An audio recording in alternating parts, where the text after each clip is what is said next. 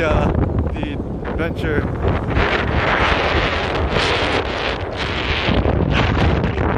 Yeah. Oh, rất là vui.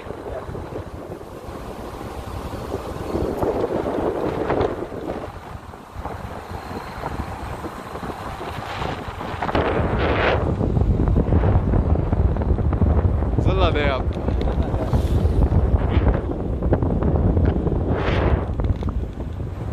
Oh yeah.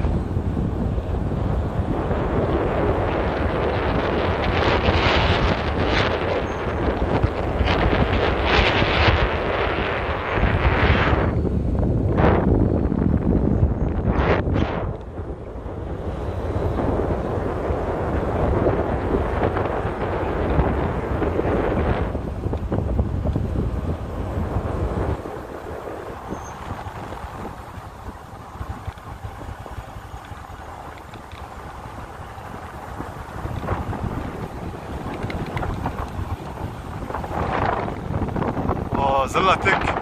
So nice.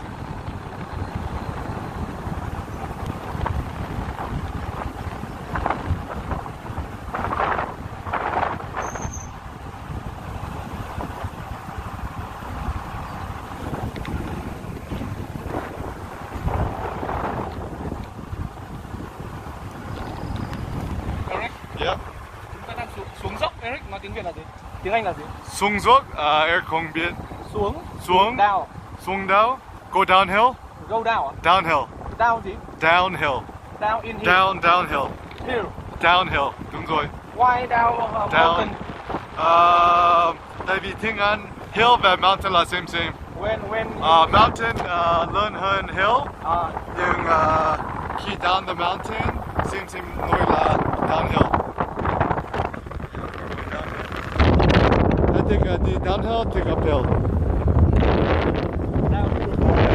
Bây giờ hơn. Yes. Yeah. Dùng ít gas. Yes. Oh, rất là thích. Yes. Wow. Ban Hanoi gato. Yes. Yes. Linh gato. Lên gato đúng rồi. Nhưng beer baby gato. Yes. Yeah, đúng. Beer baby.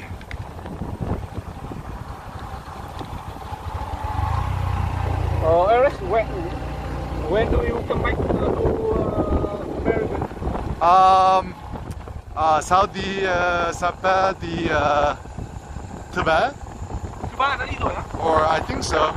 Tại vì Eric sau xong rồi workshop 2 ngày sau đi Mỹ. Okay. Oh, Eric sẽ nhớ hả? Todd? Todd là Eric nghĩ Todd đi 2 ngày sau. Nhưng không biết. Eric sẽ nhớ ha. Mark? Eric nghĩ sau workshop xong rồi đi Mỹ.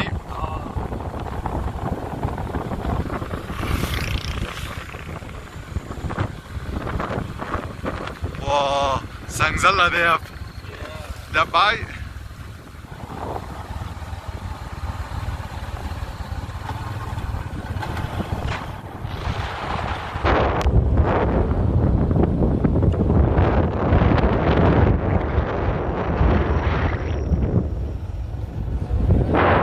So nice. Rất là đẹp. So nice. So nice. So nice. So beautiful.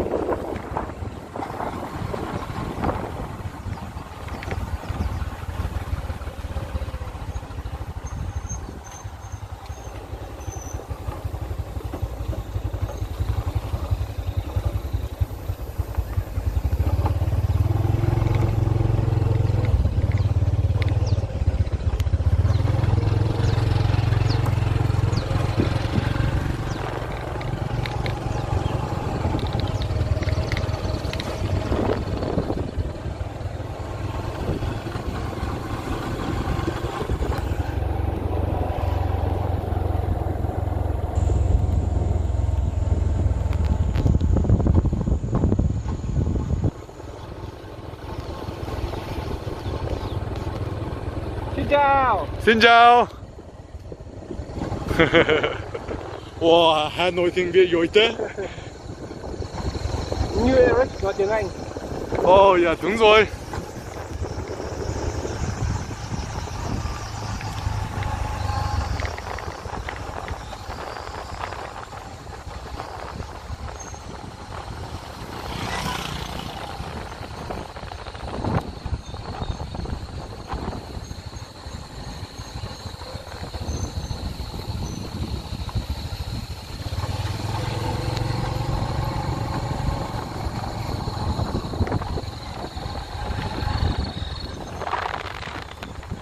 Tomorrow. Yeah. We've been free.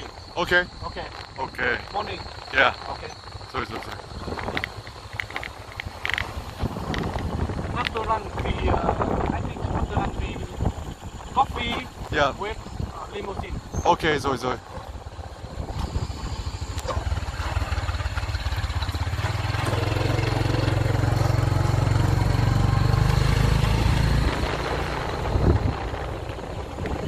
What time do you come back to America?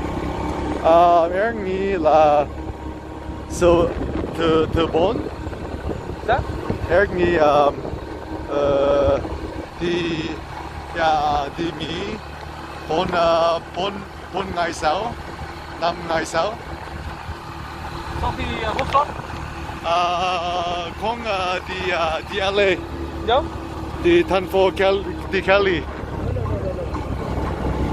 Hanoi. When?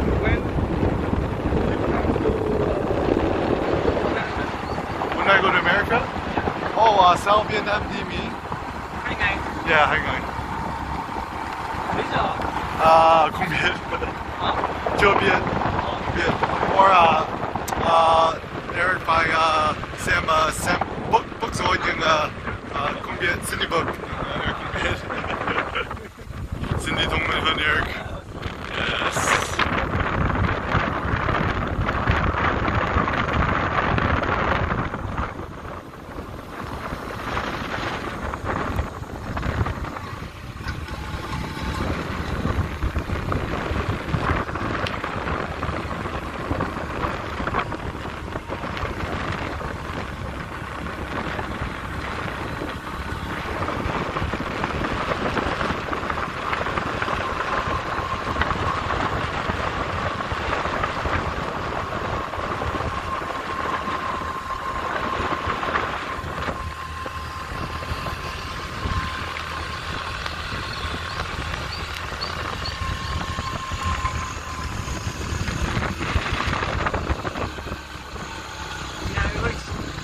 Nhà Eric đúng. Eric cần có espresso và wifi. Ok. Rất nhanh. Rất nhanh, đúng. Rất lạnh. Rất là mát, đúng. Lạnh không? Rất mát. Tại vì khi đi Hà Nội rất là nóng vãi. Rất là ấm.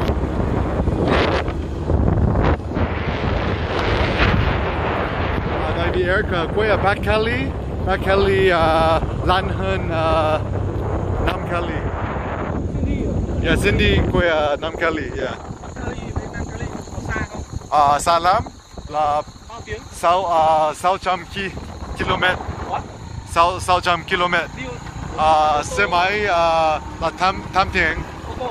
Yeah, ô tô 8 tiếng. Ô tô 8 tiếng? Yeah. So if you come from Cindy, Yeah. right? Tại vì khi Eric là sinh viên không có tiền lái xe, tại vì rẻ hơn. Nhưng bây giờ dùng xe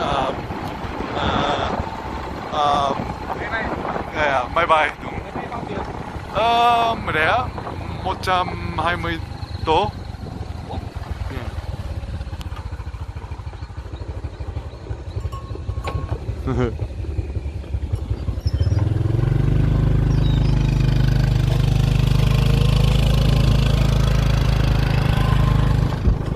Trong 20 đô. Yeah.